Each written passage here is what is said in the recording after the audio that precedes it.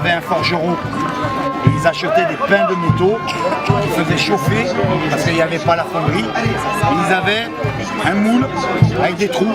Ils tiraient le fil de fer à travers les trous de différentes grosseurs pour avoir différentes grosseurs de fil de fer. Donc ben là, on tourne la rôtissoire. Moi j'appelle ça la rôtissoire. Je pourrais mettre un poulet avec un infrarouge dessous. Voilà. Une fois que vous avez ça, voilà, petit ressort. Plus besoin d'aller chez Ikea, vous avez besoin d'un ressort, vous le faites vous-même. Et avec le ressort, bonne pince coupante. Il n'y a pas de triche. Hop. Je faisais ça, c'était stand-by. Je faisais ça quand ma grand-mère m'a pris. Voilà. Et on coupe. Une fois qu'on a des anneaux, là on les assemble. Alors c'est comme la couture, il y a plusieurs mailles. Donc en général, on va travailler avec du 4 en 1 ou du 6 en 1, ce qui est déjà un petit peu plus rare.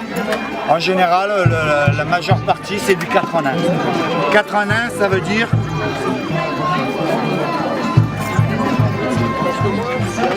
on prend 4 anneaux qu'on assemble avec un seul. 4 pour 1. Donc ça donne des petites mailles comme ça, donc on fabrique les mailles et après on les assemble. Là si on regarde, si on arrive à bien fixer, 4. 1, 4, 1, 4, 1, 4, 1 et on assemble, tac, tac, tac. Et ça nous donne ça. Alors ceci, en romain, est une lorica. En gaulois, une cotte de maille. Parce que ça appartient aux Gaulois, telle qu'elle est là. Elle est toute simple, une lorica simple. Après, les Romains, ça leur a plu. Donc ils ont décidé de piquer les loricas aux Romains. Et ils ont rajouté, ça tombe bien, des renforts, des épaulières qui viennent. Ben voilà, il y a celle-là. Voilà. Les Romains ont rajouté ça par-dessus, parce que si on enlève ça, moi je prends mon glaive là, je coupe l'artère, hein, pas de problème. Tandis qu'avec ça, ça protège vraiment beaucoup mieux les épaules, les omoplates. Et c'est ce qu'on appelle une lorica amata. 200 ans plus tard, vous avez ceci. Segmentata. Voilà, parce que c'est uniquement des segments métalliques. Donc lorica amata côte de maille, environ 13 kg. Ça c'est beaucoup plus léger. Monsieur la lorica squamata aussi. Lorica squamata. Ouais aussi. Non. La squamata en fait, c'est existait même déjà en fait. En fait c'est normalement déjà chez les Égyptiens. La squamata, si là vous regardez sur les Grecs, ils ont des petits morceaux. Ouais. Ça ressemble en fait à des écailles de poisson. À droite. Alors en fait ils faisaient des gilets, des plus explosés. Après, on va dire que c'est clairement les officiers qui l'apportaient parce que c'était plus élégant. Et, le soldat de base est vraiment la cotte de maille, et puis après il est passé sur la squamata. La squamata, Pas de cotte de maille là-dessus. À l'origine, les anneaux étaient simplement refermés. Ils étaient soudés.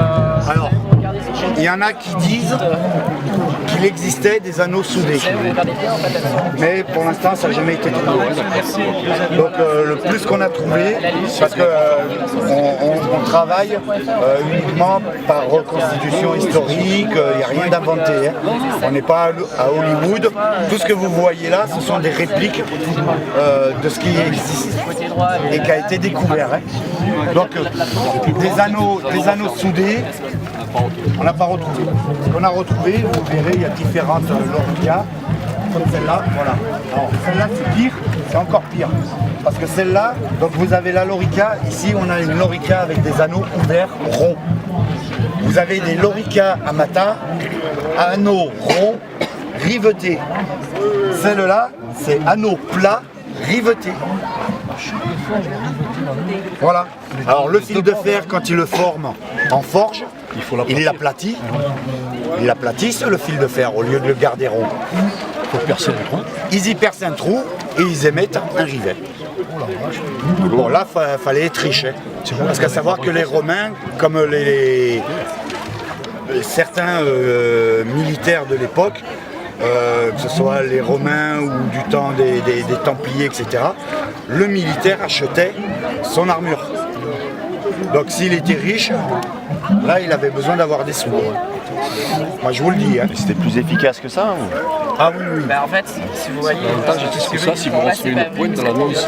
Alors que là, ils sont... Oh mais je suis en train de la réparer. Non, mais je vais pas la péter, t'inquiète pas. En fait, si vous voulez, c'est des couettes en diamant qui sont en fait juste en fait exprès pour péter un anneau. Si jamais vous regardez, vous la passez entre deux anneaux.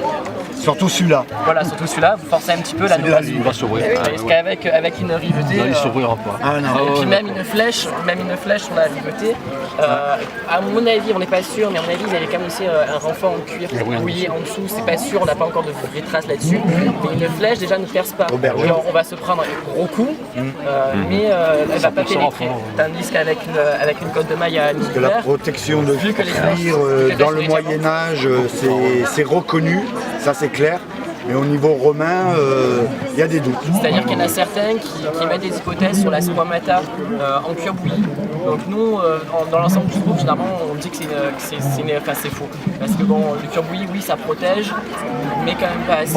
Et en plus, de toute façon, on n'a encore retrouvé aucune trace historique de l'Orica segmentata en cuir bouilli.